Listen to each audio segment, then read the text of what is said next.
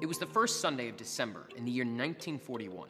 Americans were listening to their radios, sitting down to dinner, or settling in for a long winter's nap when everything changed. The news broke. Honolulu, where 160,000 persons physically felt Japan's dastardly stab in the back. The Japanese had attacked Pearl Harbor. The United States was at war. The next 4 years would rewrite the way Americans worked, played, and lived as the nation responded to the largest armed conflict in the history of the world.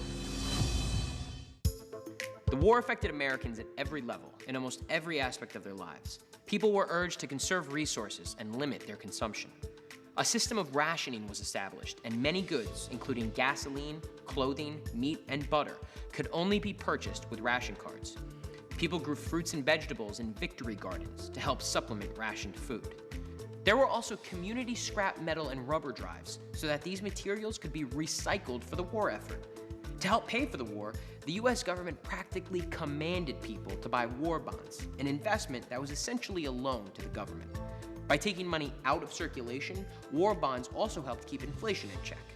The war ramped up manufacturing for munitions, equipment, and food, suddenly creating a lot of jobs. One problem: 16 million Americans enlisted in the military, which created a vacuum in the domestic workforce. Women, not permitted to serve in combat, stepped in to fill roles traditionally held by men. Women factory workers were made famous by the Rosie the Riveter poster. "We can do it," she declared, and they did. Over 6 million women signed on for manufacturing jobs, and that was just the beginning. This manufacturing boom also contributed to the growth of American cities, particularly those in Southern California and the Southern US. The country was working overtime and saving every last scrap, but it was important for morale that America not completely abandon its pre-war way of life. Popular pastimes like baseball and movies continued to entertain the public at home and the troops abroad. Despite the "we're all in this together" vibe on the home front, the war also revealed and caused rifts in America's social fabric. This included one of the darker chapters of America's 20th century, the internment of Japanese Americans.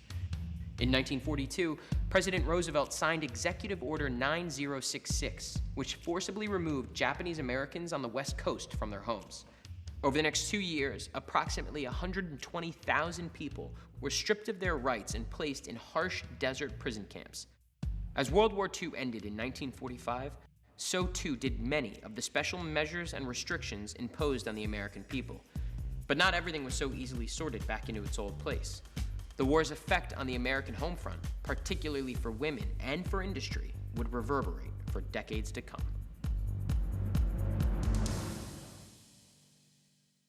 Young people in large numbers came out and joined what became known as the Red Guards. These largely terroristic organizations were used to publicly humiliate, assault, and in some cases, even murder political enemies of Mao and the Communist Party.